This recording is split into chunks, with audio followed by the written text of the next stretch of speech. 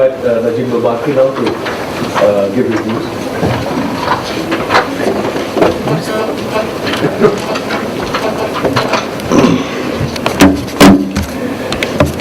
Hi, I'm here to not talk about the general situation in Kashmir, but primarily, as I was told, to talk specifically about how the media, and I mean the mainstream Indian media reports it, and how I see the problems therein. And I speak primarily as a Kashmiri who works within that media.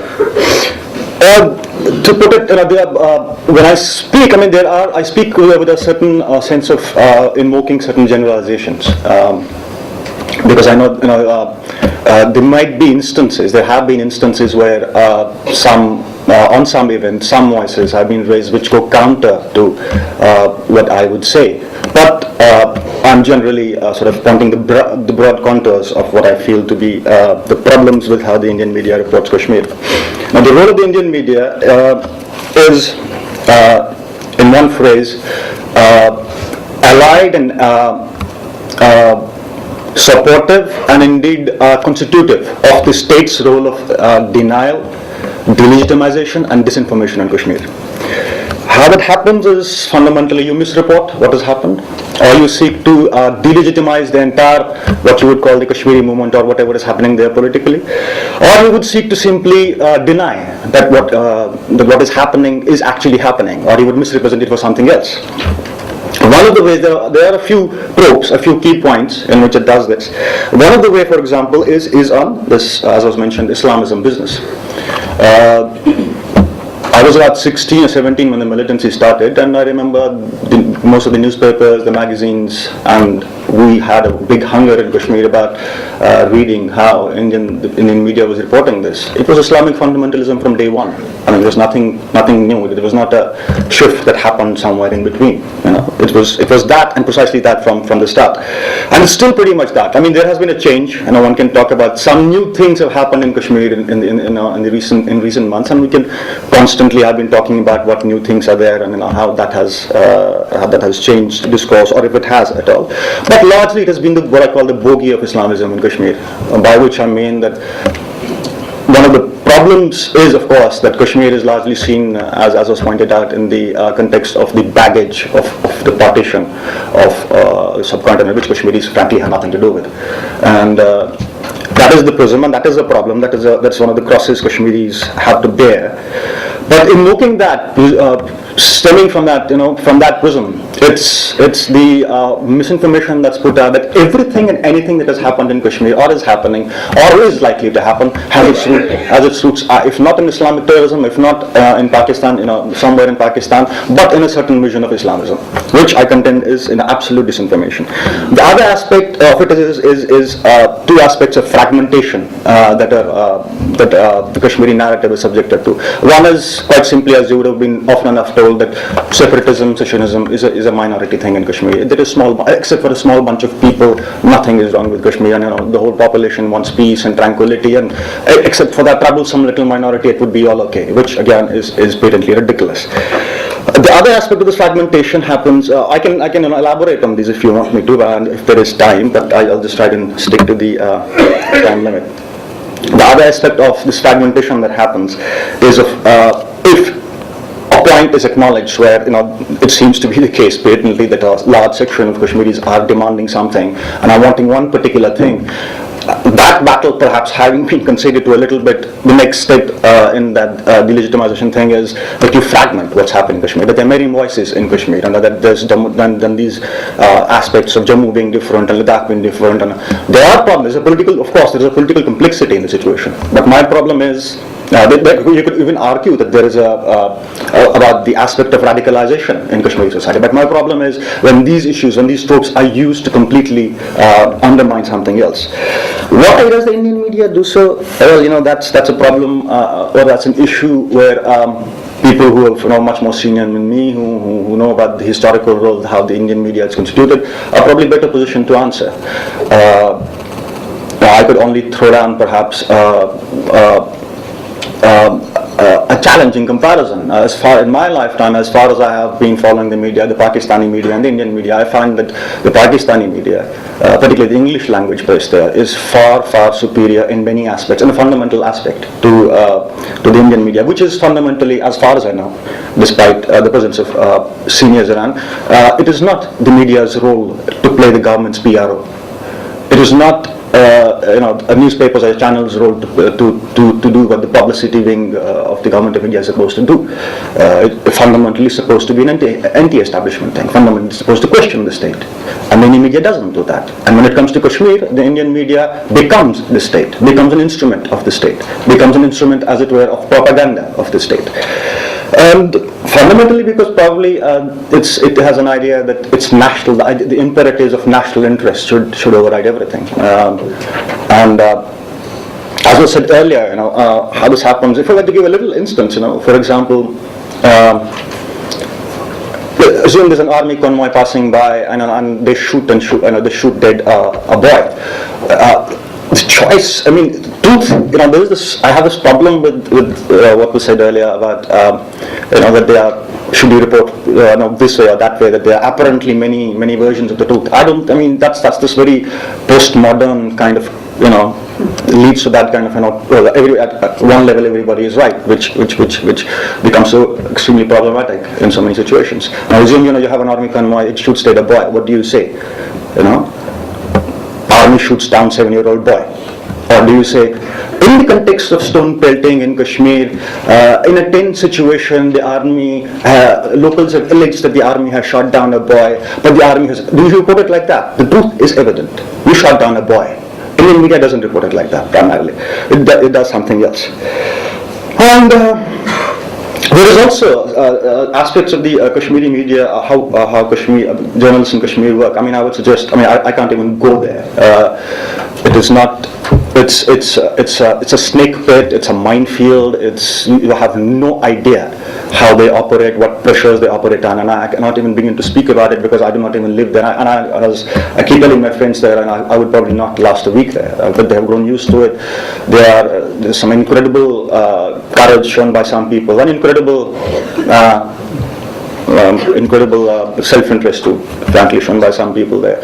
And what I would like to ask is, even at the level of solidarity, normative solidarity with the media, how many of you know that in the last few months, scores of Kashmiri journalists were thrashed, were beaten up, that there was a gag on the media, that some newspapers still have restrictions, that TV channels are pulled off the air, that local TV channels are still off the air, that you can't send an SMS in Kashmir. You can't send an SMS, back and forth. These are the conditions which operate in Kashmir. This is the frank reality of an insurrection which demands a political solution of a problem in Kashmir. And this fundamentally has been, I don't know if my time is up, but probably it is. This is, the whole attempt is as aligned with official narratives, a parroting of those official narratives, or completely aligning in that campaign what I call of denial and delegitimizing and disinformation. That's my contention. Probably you can have questions or ask. I'd now like to invite Greg Smith from the Global Mail of Toronto, who is stationed in Delhi. I'm come from Canada. You may know the province of Quebec in Canada has wanted to separate itself from Canada for quite some time. And before I was born in the 1970s, this was quite a bloody conflict at times. If you had an English sign on a cafe, you could get firebombed. If you spoke in favor of national government, you can get beat up in the streets of Montreal. And at one time, the government responded to that by sending in the military. We had our own equivalent of the Armed Forces Special Powers Act. And it went very badly. And over the course of my lifetime, into the 80s, into the 90s, the government decided on a different track. It backed off, and rather than sending in the military, decided to start sending in the money. They built some nice stadiums, they built nice roads, they built museums.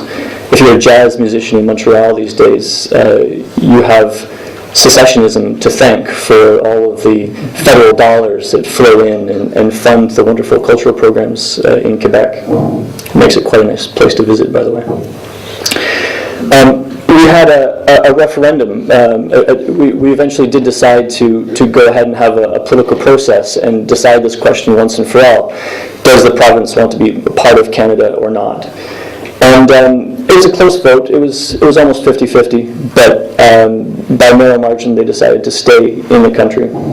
That model of actually lifting military presence and releasing journalists to say whatever they want and engaging in a political process.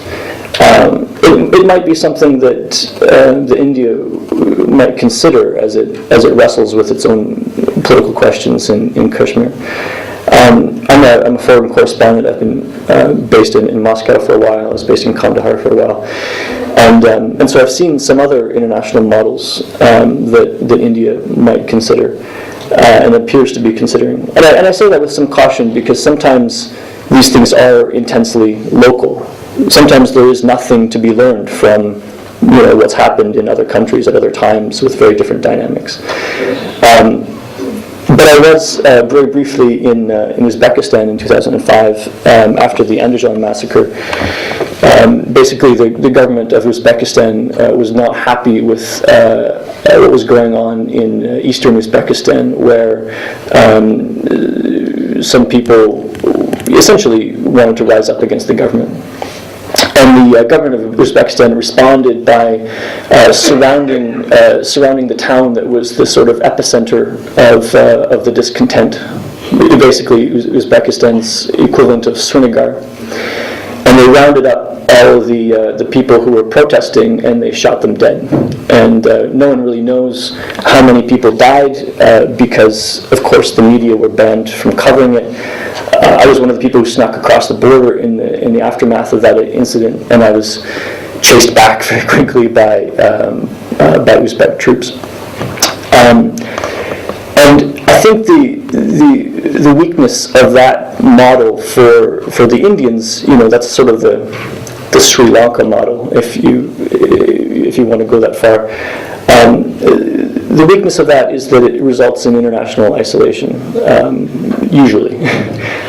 If you are Burma, if you are Uzbekistan, your place in the international system is significantly weakened by the fact that you've violently oppressed your own people to put down a separatist movement. The third example I'll give you is that of Russia, where I lived for a year. And at first glance, you might think actually that was an example of successful media control because the Russian government has managed to get control of the airwaves pretty much. The last independent channel, NDTV, was bought up. It's not just that you have to go around killing all the Anna Politskayevas who pop up.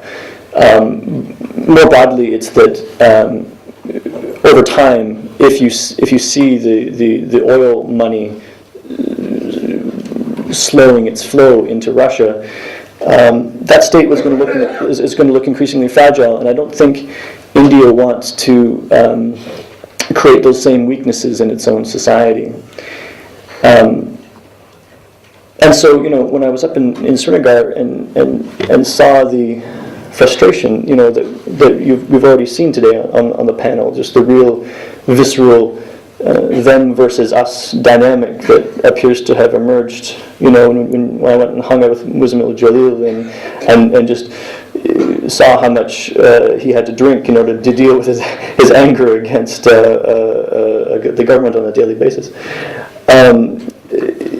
It seems to me that the only way to solve that is to deal with it in the way that a great power would, which is to recognize that India is a vast and powerful country, and that the Kashmir problem is a small thorn in its side, and that India can afford to be open and modern in its approach to freedom of speech, for the simple reason that India is big enough and strong enough to weather any kind of dissent. Thanks. Thank you very much, Graham. I will not try to summarize 5 very diverse presentations that have tackled the problem that the FMP have thrown at us from different directions.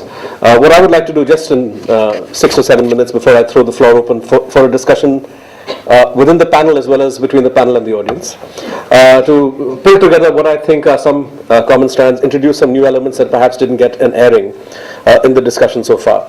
I think it's important, the first point I'd like to make is it's important to see to understand the corrosive impact that the interplay of hyper-nationalist ventilation and cutthroat competition is producing in the mass media, where you have television channels and also newspapers falling over each other to bring newer and newer breaking news stories, exclusives. The source of these stories and exclusives is, of course, are of course unnamed officials often, and this is where the different sections of the establishment find it very easy to tap in to a media which is both hyper-nationalist as well as just trying to come up with something new, something fresh every hour or every day. And a lot of, and this is true not just of Kashmir, but really of any problem. But how did sedition, how did the preposterous idea that you could slap sedition charges on people who spoke at a seminar in Delhi or in Srinagar even come up in the first place? It's interesting that it did not come up from the government. And I think we need to bear this in mind because this is part of the complexity here. At no stage was the Home Minister enthusiastic about this at all. The suggestion of sedition came from Mr. Arun Jaitley, who decided that this is a very nice thing to make a noise about, speaks on an OB van from Patna. And over the next 2 or 3 days, this idiotic notion takes on a life of its own because reporters who go to the Congress briefing will pepper Congress spokespersons. Why shouldn't sedition be invoked? They would go then to BJP, get more oxygen. Then they would go to the Home Ministry, put these questions to people, to unnamed officials, who will say, yes, yes, we are looking into it. What else are they going to say? And you have this situation where this media feeding frenzy then takes on a life of its own. And I have to say that a pusillanimous political leadership, which is unable and unwilling to bell the cat to say this is utter rubbish, and it is completely counterproductive. I had a senior minister tell me this in conference, but didn't want to say it publicly. That we have no intention, the government has no intention of doing this because, and giving sound political reasons that to even think about sedition will make us a laughing stock. It will undermine whatever conversation the interlocutors in Kashmir are trying to have. But this was a media creation, and I think it's important to recognize that how the media, in its feeding frenzy and hyper-nationalism, is creating a discourse which eventually can and will be used against those of us who write and speak on TV or write in newspapers for a living. This is a hard reality. I would also like to locate the discussion on sedition with the increasing tendency of the establishment and the media to fix labels on various points of view, fix labels on people. Anything which deviates from unadulterated support for the government on a particular issue gets treated as extremism, gets treated as something which is off limits. We saw in the case of Chhattisgarh, Nandini Sundar, Aruna Roy, Medha Patkar, simply because they are critical of Chhattisgarh government policies, you have the police attempting to frame them in an attack, and newspapers reporting this in a matter-of-fact sort of way. So this tendency to go after people, we saw in the case of Ashish Nandi, who wrote an article against Narendra Modi, and he's still fighting a case of defamation, and I think there's even some kind of criminal charge. So this is really part of a wider phenomenon. We need to recognize that, and I'm sorry to say that I increasingly feel pessimistic about how hypersensitive as a country we are becoming. It's not just statements on Kashmir that are deemed unacceptable. Somebody doesn't like a play, somebody doesn't like an art exhibition, somebody doesn't like a book, somebody doesn't like the fact that a film is called Dhobi Ghat, and you can agitate, you can go to court, you can throw stones. You don't want, and we as a society and as a country seem to specialize in placating and appeasing the most obscurantist, backward elements who resort to force. So somebody can stage an agitation in Calcutta and have Taslima Nasreen kicked out of the city. The government is willing to appease so-called Muslim organization. Another Muslim organization can have a protest in Nandigram, and of course you then get gunned down. So it's interesting how certain forms of protest, certain kinds of ideas, certain kinds of demands, no matter how idiotic or irrational, the state is very indulgent towards you. In a high security, the fact that 100 people can assemble in a high security zone of Chanakyapuri to target Arundhati Roy's house tells you something about the fact that the state even is not true to its own logic of security and so on and so forth.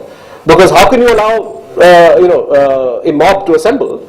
The Chinese embassy is just down the road. The Colombian ambassador's house is just next door. So this. I'm not sure how to classify this phenomenon, but the Indian state is going through a very bizarre, peculiar transformation where all conventional notions of even law and order as per its own discourse, it's unable to uphold. I think Najib Mubarak did well to remind us of the pressure that local Kashmiri journalists face, because if the mainstream journalists and so-called mainstream media in India, the rest of India, suffer from, I think our problem is self-censorship, it's lack of interest, it's lack of empathy. In Kashmir, the pressure is physical. Curfew pass is not being given, physical attacks by the security forces, newspapers not being allowed to publish. Pressure comes also from extremist organizations, but also from the state. And I think this is part of the reality, and it has to be said that other than, Mother Krishna is quite right, other than stray statements by the Editors Guild, this hasn't really been taken up as a big issue by the rest of the media. As far as mainstream media is concerned, and I have to say this, that we suffer really from a chronic lack of interest. I remember actually, just to give a personal touch, there was a press conference that Manmohan Singh had at Vigyan Bhavan about 4 or 5 months ago. And there were all the usual rubbish questions that, when is Rahul going to succeed you and so on. So when my turn came, I asked him a question. I said that you say that your government believes in zero tolerance on human rights. So how do you square this with the fact that the killers of Pathribhal, and I knew that he wouldn't know the incident offhand, but I just mentioned it, have not been prosecuted because the Defense Ministry doesn't give permission, sanction to prosecute. And this despite the CBI finding a prima facie case of murder. And he said, okay, I'll look into it. And the number of senior journalists who came up and said, "Arey yaar, tumne sawal waste kar diya." So you ask about human rights, you ask about Kashmir, and people say, "Arey yaar, tumne ye kya pooch diya." So this general idea that is not something that should animate or concern us as journalists, I think really worries me. And this is true of many trouble spots. I don't share Ashok's optimism. I think he's right in some respects that there is sobriety. I think it's harder for the government to get away with the kind of egregious human rights violations that we saw in the early 90s. Just like it would be harder to enact another Gujarat, and just like Gujarat was harder to enact than 84. So there is a kind of learning process that the media is going through, but it's too slow. And we saw the way in which people, television channels bought into there was that incident of the telephone recording, which was put up by the intelligence agencies, along with what turned out to be a rather doctored transcript, which and this is interesting how Kashmiri youths in the valley were able to use internet to put out a more authentic translation of that recording. But the purported, what this tape was trying to show was how the protests are all manipulated and stone pelting is all manipulated, etc., which was patently not the case. And the mainstream media itself is reporting the fact that a lot of this was spontaneous and undirected. So I think that the tendency for us to buy in to official propaganda and planted news, not question, remains at a fairly high level. And I will just, my last point before I throw the floor open. I agree with Najib's point that facts or events have to be reported straight. And giving background or context should not become an excuse to bury what is the lead point. So if a convoy, army convoy shoots a civilian or shoots a youth, that is the lead news, that is the lead point, and then third or fourth para you can give your background and context, but it shouldn't take away from that, and often we do that. But I do feel that some sense of dissatisfaction with I think that stakeholders in Kashmir have little patience for the greys in the story. They're much more comfortable with and this is true of everybody. I remember an incident when I visited on a reporting trip in Kashmir. I went to a village where I heard that there was an incident where the army in that village had opened fire on these are a bunch of kids who had been taken on a picnic by the school and were coming back to the village late at night, and there was an incident where the bus got fired upon, and I forget whether one died and two were injured, or two died and one injured, but there was a death and there were injuries. And so I managed to get to the village at about 4 hours after it happened, and spoke to the children, spoke to the parents, spoke to the teachers, and got a narrative that was really quite different, because Gilani landed up later at the village and spoke about how this was a cold-blooded, deliberate attack, targeting of the school bus by the army. Whereas the narrative I got was really, I don't want to bore you with the details, but it was much more complex. It doesn't let the army off, because the army really should not be on tenterhooks and should not open fire at the slightest provocation, but it was not a deliberate act of firing. So I wrote this piece about this incident and how, and the army of course put out a cock and bull story about how armed militants are roaming around. It was complete fabrication. So I put out a story about how Gilani was misleading, army was misleading, and of course I got flack from the Hurriyat people, as well as a long. I wish General Nirbhay Sharma was here. He left earlier. He was 15 Corps commander. But one of his people wrote a letter to the Times of India where the story appeared, saying that this is utter propaganda, and in fact there were militants and there were terrorists, and that the army had no option but to open fire. So I think that the Greys, there is little patience for the Greys. I think the Greys need to be told. I don't think they necessarily detract from anybody's wider political agenda. So I think it's useful to always try to give context, but not, and I repeat, and I think the point of Najib's has to be taken very seriously, not to use context and background as a way to erase the ugly reality of what is actually happening, or any particular incident. So that's what I wanted to offer by way of just some thread tying. I would now like to open the floor. Time in terms of questions from the floor, really. But there's one question I want to throw at Graham, because he was looking at different models of media management in terms of what, and pointing out the direction India should not go. And I think he's right.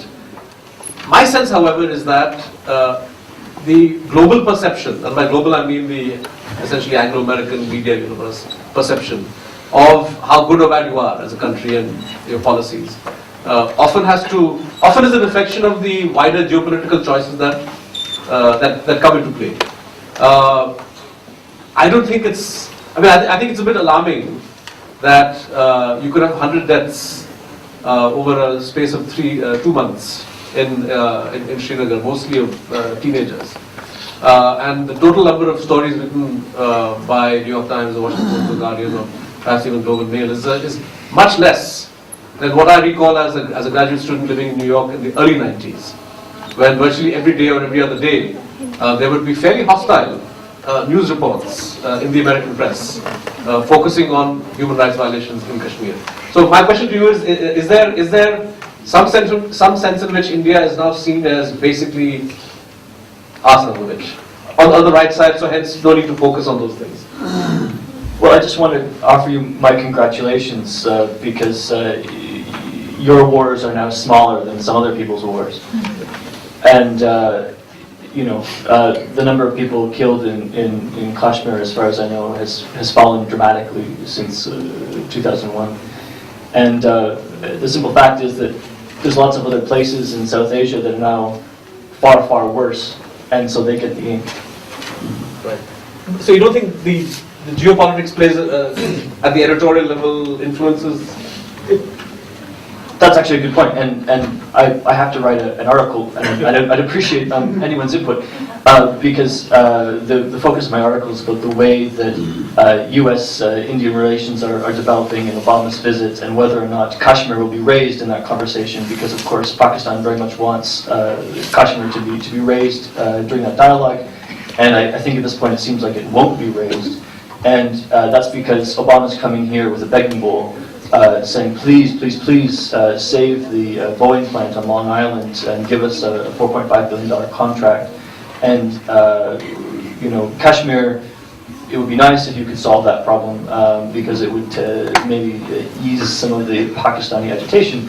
But really, it's fallen down on the list of U.S. priorities because they just, they want jobs. They want deals that will save American manufacturing jobs. Thanks. We're completely out of time. I'm sorry, because we have to abandon the room.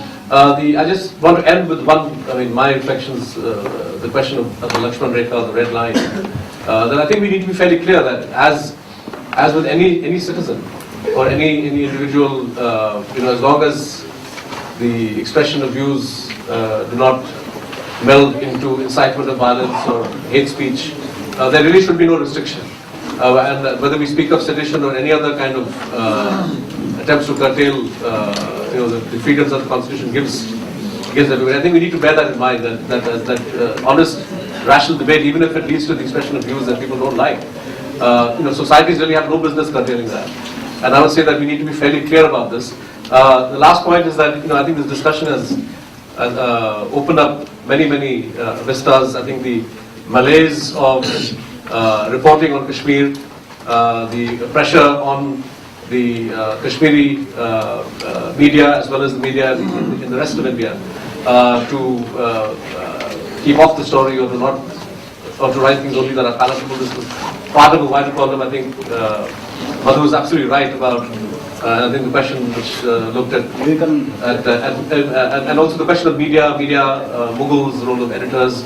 I think we need to be much more introspective about the way in which our media as an industry functions, because a lot of what we see in Kashmir is a rather extreme manifestation of what is a general malaise. So on that note, I will end.